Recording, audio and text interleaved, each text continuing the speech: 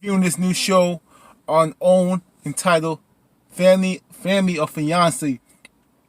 I'm on episode 3. I didn't watch the first 2 episodes, but I saw it last night and I kind of like where the show is going. So let's get into it, shall we? This is a couple with the couple name is Chris and Falasha. I think it's Falasha. I want to say Felicia, but it's not Felicia. It's Falasha. Anyway, they apparently these two have met in church. I think they met in church, and they have been together for 2 years. And for last year has a son before, and they could tell they have good chemistry. They're very. I'm assuming they're Christians. I know they're Christians, but I think they have the Christian faith, so they can tell they have that strong faith. And the chemistry is unreal. They laugh at each other's jokes. You could tell that Falasha was laughing at Chris's jokes, and vice versa. You know what I'm saying? And you can tell that the love is very strong. It's real. It's not phony. They're not putting it on for a camera. You can see that general. There's real love for each other. I can't pronounce the words right today, but they have that real love for each other that you can tell that it's just like, oh, that real love, that not that fake love, not that puppy love, that real, I'm that ride or die kind of love, that I'm there for you, we are meant for each other. And they just like, it's a beautiful love. It really is. But apparently we have issues that Chris is Guyanese, not Guyanese, I think Guyana in South Africa. Anyway, and his mother doesn't approve of now. I don't know if she doesn't approve of Falasha, but she doesn't think that Chris is ready to tie them knot or go to the next level of commitment. And that's been an issue with them. And Falasha feels that Chris's mother does not like her.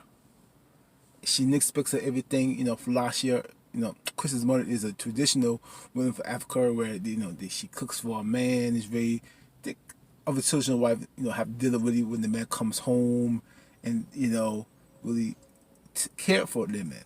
And Falasha is really from America, and where she's like, I don't cook. I don't cook like that. I might cook here and there, but you might get some nights you'll get McDonald's, some nights you'll get Popeye, some nights or whatever. And I'm not always gonna cook. Sometimes you're gonna get takeout, and it's what it is. And Chris's mother's like, Chris's mother's one of those mothers that she'll probably look at Popeyes, look at McDonald's like, I am not going there. I am not going to McDonald's. I am not doing that. I'm gonna make my own food. I'm gonna cook, kind of like how my mother is. In a sense, they cook. She'll go out to eat, but very rare. They cook their own food, a very traditional, old school sort of way. And and and that's a problem that it's a problem that Falasha sees, and they need to work on it. And Chris is kind of like a guy that is a mama's boy in the sense that he loves his mother. He don't want to disappoint the two women in his life, but he's kind of torn between his mother's approval and also his love for Falasha. And you see it plays out throughout the whole episode. You see the tension is rising. So apparently they meet this. I don't know if she's a counselor. I don't know if she's a marriage counselor. It's Tracy, I think. It's made, and the 3 days they're trying to get their parents' blessings for their relationship, right? So anyway, there. So you kind of see that, Falasha brought her brother, her friend, and her mom, and then Chris brought his mom, his uncle is Kwame, and his sister. I don't know the names of the people. I should really pay attention to the names because really, I had watched this episode last night, and I'm glad that I'm so far I'm liking where this is going, and I love this episode. So I'm probably gonna take it on my ring to review it since I have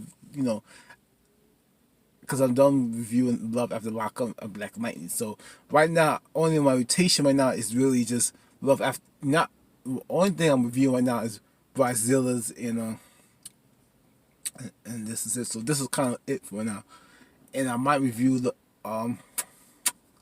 what's the other one? Love and Hip Hop Atlanta, which starts on Monday. So and so far, I kind of like where this is going. So anyway, enough talking. Let's get into it. So anyway.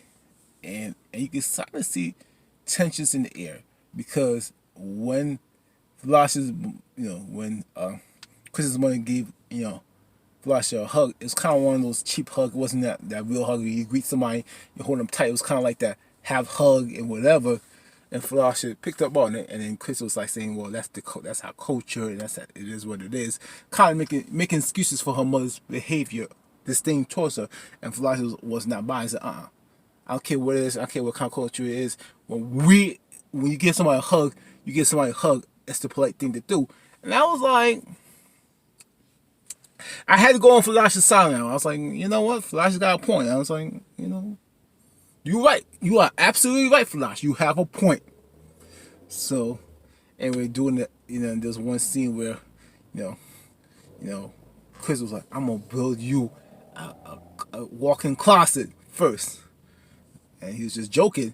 And his mother came and said, "Oh, you gonna build her a closet? You're not gonna build me a closet. You should build me a closet first, because I'm your mother. I birthed you, so I come first, okay? Not her. I come first." And when she said it was not like ha ha, I'm just joking. I'm joking, son. I'm just kidding around. Just take it as a joke. It was not like kind of those jokes. So it was like, I'm dead serious. I come first before your wife. And I was like, wow. I was like, okay. And I was like, ugh. I was, And during the whole time, you see episodes like, "I'm your mommy, I come first. I'm the first woman you like. I'm first, I'm first, I'm first, I'm first. Ain't no woman gonna take my spot." It's almost like she was letting Falasha know, "I'm number one. You ain't gonna be number one in this life. So if you think he's gonna take care of you and you'll make you the top priority, honey, you got nothing coming. I'm number one." And then there was a situation where Chris's mother was talking about, what Falasha did, because I think Falasha was in the children's ministry, and I guess she was in church and was on Facebook doing the church thing. I forget what it was. I think she was on Facebook doing church, and because young people now, in churches, a lot, especially the modern church, where church I have, a lot of people on Facebook. Pastors use the Facebook to connect now to get the younger people, and have big screens where you can see the. Have Bibles on the screen, and even some people in church, they have the phone and they record, what the pastor is saying. So it's not like, it's just how it is now. But she apparently didn't like that, and this happened. I guess I don't know how many years it happened. So it's maybe 3 or 4 or 5 years. It doesn't really matter. Apparently, she's still upset, and Chris was, Chris couldn't take it anymore. He was like, "It happened so many years ago. You gotta get over it, Mom. It's 10 years ago. Let it go. She apologized to you. She apologized to you. Let it go. It happened 10 years ago." So she's blowing up. He's blowing up. And now, Falasha's crying. So which in turn, Falasha's mom is crying. So Chris walked off. Now, I do get his frustration with his mother, because it's probably like, hey, look, she did apologize 10 years ago, or how many years ago. It doesn't really, the years ago is real. It doesn't really matter. She already apologized. Why are you bringing it up now? But he shouldn't have yelled at his mom. He should have said, "Look, Mom, it happened 10 years ago. Okay, should have been calmer." So, and the Falasha was letting him know that you were wrong. I understand, but now you give her ammunition to use against you. You should have calmed down. You should have let her speak. You should have listened to her. You should have let her talk. You should have cut her off. You should have let her talk. And Kwame echoed, what Falasha was saying. Look, you should let your mother talk. You need to apologize to her, because now it's not about her. It's about you. Because if you want my blessing, you need to prove that you're ready to be a king. Because if you don't do this, or you just give your mother the ammunition to say, "Look, see, that's why he's not ready. He's not mature." Because that's one of the things that Chris was saying. He feels like his mother will not give him the blessing because he feels that she's not. He feels that she thinks that he's not ready to be mature and not ready for the next level, or it's because of cultural differences, and that's what he thinks. I don't think that's what it is, and I think it's more than that. It's very basic, but we're gonna get into that as I get into the episode, get more into the scenes. So basically, Kwame is like, look, you need to apologize to money. If you want to be king, you have to not. That's not how a king acts. A king wouldn't just blow up. A king will think, make wise decisions. He'll be more like have cool. He'll have a cool head, be calm, cool, and collective. And he was not this. He was not demonstrating that, right? So that's what he was. He didn't say that, but that's basically what he's getting to, saying, look, if you want to, when you want to approve, you have to be smarter. You can't be emotional. You can't give into what she wants, because now you playing to her game. Now she winning. She could say, hey, look, that's why he's not ready. Look, and now you look, you know what I'm saying. And now it doesn't make Falasha can trust you, because now, you know what I'm saying. It didn't work out. So he needed to. I guess he should have apologized. I'm going to assume he did apologize. Maybe he apologized off camera. Maybe he didn't want to. Maybe he wanted it. Maybe I think he. I want to say he probably apologized off camera. Maybe he wanted to take his mother private, talk to her mother in private, because maybe he don't want her mother's business to be on camera. So maybe he did apologize off camera. Well, anyway, and this was on the first day. So this was the first day, because they have 3 days to get their parents' blessings. So this is day one, right? So he goes back to the doctor. The doctor could tell that there was something was off about him. You know, they tell that it didn't go well, and then the doctor basically tells Chris that you need to have a conversation. You need to, listen to him. You need to put your foot down if you claim that you want Falasha is the one. You need to put your foot down. He was like, I want to, but I'm scared. Because I do want my mother's blessing. So you can tell the blessing is very important. Like, I need to have my mother's blessing. It's not just, okay, I want a little blessing. I really, cause, it's kind of like it's almost like biblical times. If you watch if you read the Old Testaments, and where, usually it was the men who gave their sons the blessings. When they gave the son the blessing, it was just like, it was more than just here's a blessing and I'm done. Here's a blessing that I bless you for life. Not only I bless you, I bless you generations down the line. That it was that kind of level of blessing. It was just not like, yeah, here's a blessing. Sorry, here's a little blessing. Keep it moving. It is what it is. It's really that blessing is spiritual, profound. That affects you and it carries on for generations to come. I'm not gonna get into it, but it's very important, and that's why he's basically saying, I need your blessing. It's not just a passing phase. How we look at it in America, like, whatever. Coaches like those. The blessing is really important, right? So anyway, the doctor was saying you need to have a conversation with your mother and put your foot down. He was saying, I don't want you because I'm scared. He kind of was joking, saying, I'm going to die. I'm going to die if I do this. I'm going to die. And the doctor said, yeah, you're going to die. You're going to die. But the boy inside you will die. So the boy has to die inside you for the man to rise up. And when she said that, yeah, the boy inside you is going to die, but the man inside you is going to rise up. When I heard that, I was like, woo! If that don't hit you in your spirit, I don't know what it is. It hit me right here. I was like, woo! I was like, woo! You'll drop some gems on this episode. Woo! Woo! It says they'll drop some gems on the episode. I tell you, woo! Woo! Woo! So anyway. So the second day, for Falasha, and they're gonna spend time with Chris's mother going to an African store, and they had and then Chris's mom showed Falasha the African garments and the customs, the cost, and it was kind of like it was a little moment. They joke around. And even the mom was shaking her booty. I was like, oh, okay, you gotta shake the little booty right there. So I was like a little lighthearted. I was like, cute. That's what's up. And then Falasha said, look, I'm upset that when I'm sick, you didn't come to call me when I was sick. And she felt hurt by that. And then when you're sick and I wanted to come, you didn't let me come. And Chris's mom was trying to play it off.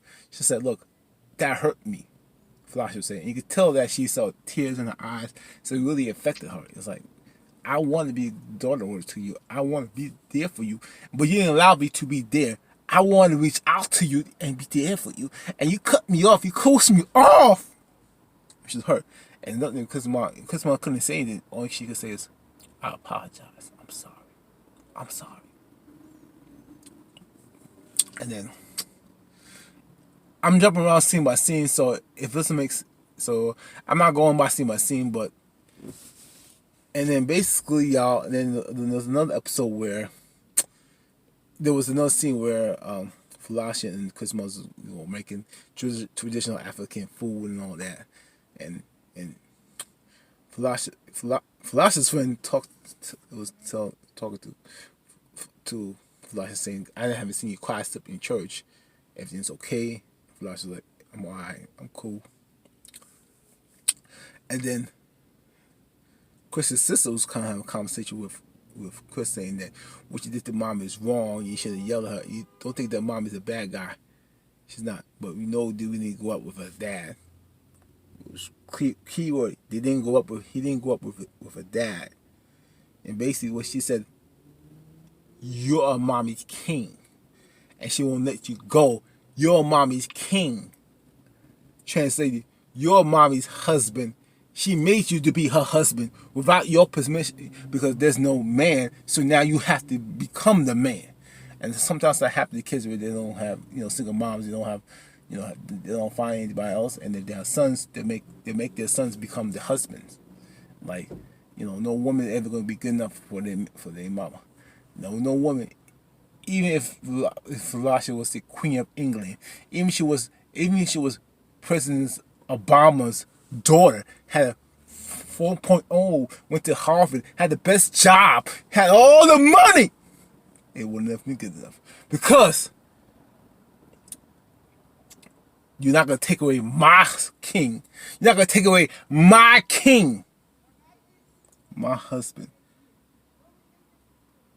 So that's what it is. That's what it is. It was right there. It made sense. Right there, it made sense. Chris's mother, and she said it herself, she's not ready to let her king go. And then during the dinner, this is the second day, they were making food, having dinner, and they were saying grace. And Chris was trying to have a conversation. Anybody won't have any, questions for you to ask, and there was no questions asked. All you heard is forks banging, people eating, and Chris's mom made an excuse saying, "Look, something's in the oven," and she said, "Look, I'm done." And that was in silence, baby, silence, silence, silence. Anyway, it comes to the third episode, and I think Falasha and Chris were wearing African clothes. Yeah, African clothes. And then they had the little, games of 20 questions for each of them to ask. And it was kind of lighthearted again. Everybody was laughing, and then everybody was having a good time. And you could tell everybody was enjoying each other's company. The mom was laughing. Everybody's families were laughing. And then in the final scene, it was like, everybody's going to say, if they give each gift, each family's going to say if they deserve a blessing or not. And of course, Falasha mother said, y'all deserve the blessings, so forward. Her friend and her brother said, y'all got my blessing. Kwame said, look, you got my blessing. Y'all ready to go? Woody woo. You need to work some. Obviously, you need more than 3 days, but the fact that you're teachable, you have a humble spirit, you ready to go. You get my approval. You get the green light to go. And then we get to Chris's mother. This is the main one. She said, y'all get my blessing. You get my blessing. Only one condition.